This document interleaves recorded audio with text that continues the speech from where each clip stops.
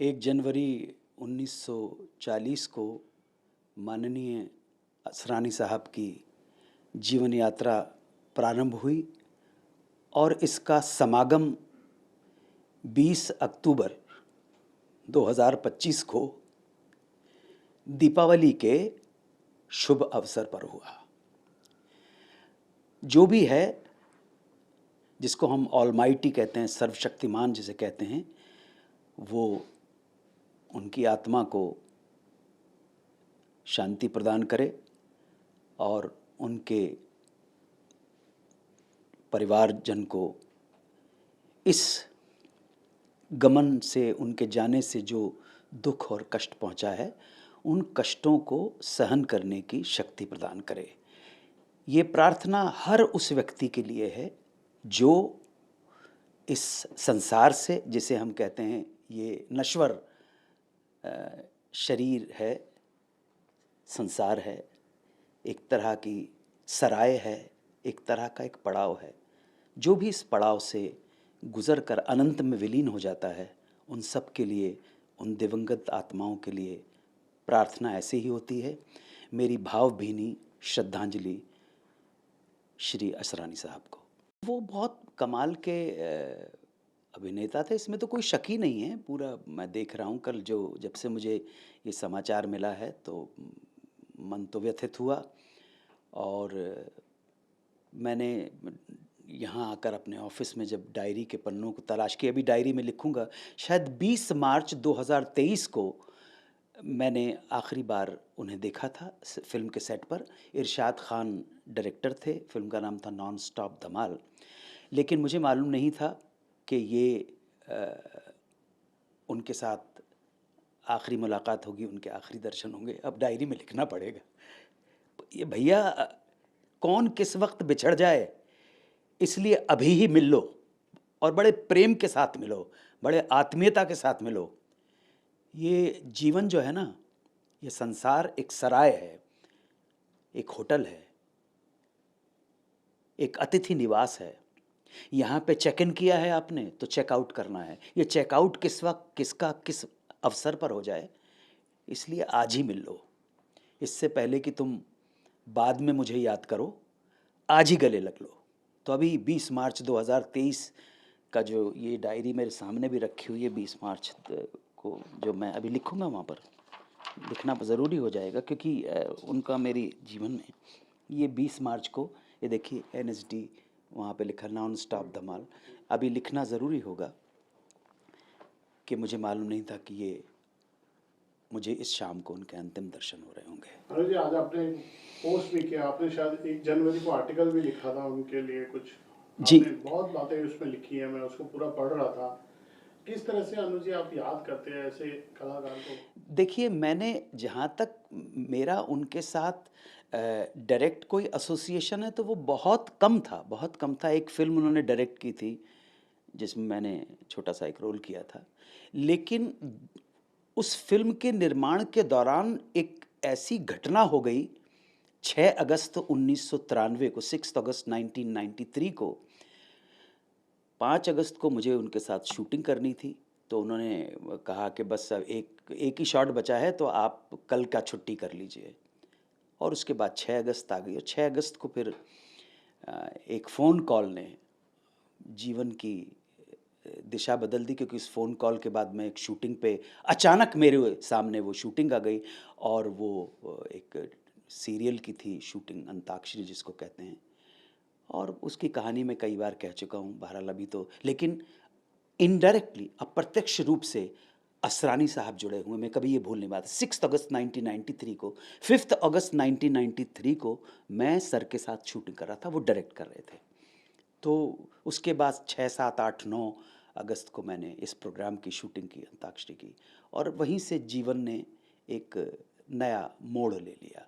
सो उस नए मोड़ में, जब भी नए मोड़ की सोचता हूँ, मेरी ज़िंदगी का एकमात्र चमत्कार वही था कि पता नहीं कैसे ऊपर वाले को मुझ पे दया आ गई, मेहरबानी हो गई, लोगों ने भी स्वीकार कर लिया। मतलब आप वो शूटिंग कर रहे थे जी जी, और 5 अगस्त को आपको शूटिंग कर रहा उस था दिन मैं। छुट्टी लेनी पड़ी थी? नहीं नहीं, उन्होंने कहा कि कल, बड़े दिन से हम लोग शूटिंग कर रहे हैं, कल आपका, परसों आप आ जाइएगा। हाँ। तो एक ही शॉट बाकी बचा है सीन का, वो मैं ले लूँगा। और मैं बड़े खुशी-खुशी घर आ गया। 5 अगस्त को 1993 को उनके साथ ही शूटिंग कर रहा था। ये इस फ़िल्म का नाम था उड़ान, जिसे प्रोड्यूस किया था ललित कपूर और शबनम कपूर ने। डायरेक्ट कर रहे थे असरानी साहब। हाँ जी, उन्होंने अपनी इच्छा जाहिर की थी कि मेरा संस्कार जब होगा बहुत प्राइवेट रखा जाए। कल हमें जैसे सूचना मिली, हम लोग दौड़ भाग कर रहे थे, तो हमको बड़ी मुश्किल से पता चला कि सांता क्रूज क्रिमेशन ग्राउंड में उनको ले गए, और जब हम वहाँ पहुँचे तब तक उनका क्रिमेशन हो चुका था। जी। इसके पीछे क्या भावना रही होगी आने की? भावना सिर्फ़ यही है कि एक सेलिब्रिटी हैं, वो बहुत बड़े स्टार थे। असरानी साहब के सामने न जाने कितने हीरो आए और न जाने कितने हीरो चले गए, जबकि मैंने उनकी 1 या 2 फ़िल्म देखी होगी। अभिमान देखी है। अ, बाकी और तो ज़्यादा फ़िल्में मैंने काम 1-2 बार करने का सौभाग्य मुझे प्राप्त हुआ। तो ये उनकी अंतिम इच्छा थी, वो कोई शोर-शराबा नहीं चाहते थे, और दिवंगत की अंतिम इच्छा को पूर्ण करना और उसका सम्मान करना, हम जो इस जगत में रह गए हैं, ये हमारा कर्तव्य है। जो भाभी जी हैं, मंजू असरानी जी, उन्होंने इसको पूरा किया। उनके जो नियर एंड डियर वन थे, उन्होंने बड़े प्राइवेट तरीके के साथ, बड़े शांतिपूर्ण तरीके से उनको पंचतत्व में विलीन किया। सो ये उनकी अंतिम इच्छा थी, और शायद मुझे लगता है इस अंतिम इच्छा से मेरे मन में एक विचार आया। इस अंतिम इच्छा ने मुझे एक बात के लिए प्रोत्साहित किया, मुझे एक बात के लिए मोटिवेट किया, इंस्पायर्ड किया, प्रेरित किया कि भैया, जब मेरा इस दुनिया नामक होटल से चेकआउट करने का समय आए, और वो तिथि और वो समय अगर किसी राष्ट्रीय पर्व से जुड़ा हो, 15 अगस्त 26 जनवरी से जुड़ा हो, या किसी त्यौहार से जुड़ा हो, दिवाली से जुड़ा हो, होली से जुड़ा हो, ईद से जुड़ा हो, मकर संक्रांति से जुड़ा हो, बारावफात से जुड़ा हो, क्रिसमस से जुड़ा हो, बुद्ध पूर्णिमा से जुड़ा हो, गुरु पूर्णिमा, नानक जयंती से जुड़ा हो, तो मेरा भी ये जो संस्कार है वो गुप्त रूप से किया जाए। मैं किसी को परेशान नहीं करना चाहता हूँ, किसी को बॉदर नहीं करना चाहता हूँ, और मैं इस दुनिया पे बोझ बन के नहीं जीना चाहता हूँ। ना वो बोझ मैं अपने लिए चाहता हूँ, ना मेरे लोगों के लिए चाहता हूँ, ना समाज के लिए चाहता हूँ, ना देश के लिए चाहता हूँ। बोझ बन के नहीं जीना। सो लाई हयात आए क़ज़ा ले चली चले, लाई हयात आए क़ज़ा ले चली चले, अपनी खुशी न आए न अपनी खुशी चले। खुशी से तो कोई जाता नहीं है, लेकिन फिर भी जाना ज़रूरी है। गालिब का एक शेर है कि गमे हस्ती का असद किससे हो जुज़मर्ग इलाज, गमे हस्ती का असद किससे हो जुज़मर्ग इलाज, शम्म हर हाल में जलती है सहर होने तक। तो जब तक चेकआउट होने का टाइम नहीं आया, तब तक जलना अवश्य है, लेकिन जल के किसी को तकलीफ़ न दें। जल जाने के बाद ना अपने परिवार को, ना अपने पत्नी को, ना अपनी संतानों को, ना देश को, ना समाज को, ना दोस्तों को, ना इस समाज के लोगों को, ना अपने फ़ैन को कोई तकलीफ़ नहीं देना चाहता, किसी पे बोझ बन के नहीं जीना चाहता हूँ। तो जब मेरा समय आए चेकआउट करने का, दुनिया तो सराय है, मुसाफिर खाना है, होटल है, तो चेक इन किया है तो चेकआउट करना भी बहुत ज़रूरी है। या आप ये मत सोचना कि टिक जाओगे आप, ये परमानेंट रेजिडेंस नहीं है आपका। बड़े बड़े लोगों ने इसको अपना परमानेंट रेजिडेंस बनाने की कोशिश की, लेकिन आज तक तो कोई बना नहीं पाया है। इसलिए प्रार्थना यही करो कि दूसरों को तकलीफ़ दे के ना जाओ, और स्वयं को तकलीफ़ दे के नहीं जाओ। और मैं अपने बारे में ये कहता हूँ कि जब समय आए और राष्ट्रीय पर्व या तिथि त्यौहार के ऊपर, वो किसी भी धर्म से संबंधित, जो भी हमारे यहाँ तो मल्टी फेथ रिलीजन है ना, हम यहाँ हिंदू सनातन भी है, हिंदू है, बुद्ध है, सिख है, ईसाई हैं, मुसलमान हैं, जैन हैं, हर धर्म संप्रदाय का व्यक्ति है। यही हमारे देश की जो है बहुआयामी व्यक्तित्व है हमारे देश का। तो अगर मेरी मृत्यु जब हो, जाने का समय है, और वो तिथि इन त्योहारों पर पड़े, तो मुझे भी बहुत गुप्त रूप से, जिसे कहते हैं सुपुर्द आतिश, या जिस मेरे घर वालों को जो भी कुछ मेरे इस नश्वर शरीर का करना है वो कर दिया जाए, किसी को बताया नहीं जाए। अनुज जी, आपने बहुत भावनात्मक बातें बोल दी। मैंने तो उनकी भावना जानने की कोशिश की थी। बिल्कुल मेरा उद्देश्य नहीं था कि मैं आपके संबंध में, मुझे एक बात पूछनी है अनुज जी, करोड़ों लोग जो आपके एक सेकंड फैमिली हो जाते हैं, एक्सटेंडेड फैमिली होते हैं, परिवार हो जाते हैं, जो आपके फैंस होते हैं, वो तो चाहते हैं ना आपकी हर सूचना उनको मिले। आपने क्या खाया, आप कहाँ जा रहे हो, आपको घूमने में क्या पसंद है। इसका सम्मान कैसे होगा कि हाँ, मैं समझ रहा हूँ। एक सेलिब्रिटी होने के बाद, मैं असरानी साहब के संदर्भ में बात कर रहा हूँ या दूसरे सेलिब्रिटीज़ हैं, उनके संदर्भ में बात कर रहा हूँ। कुछ बेसिक जानकारियाँ अगर हो जाएँ तो बहुत अच्छी बात होती है। सेलिब्रिटी होने का मतलब है कि असरानी साहब के जितने भी प्रेमी लोग हैं, जितने चाहने वाले लोग हैं, उनको कुछ जानकारियाँ चाहिए थीं।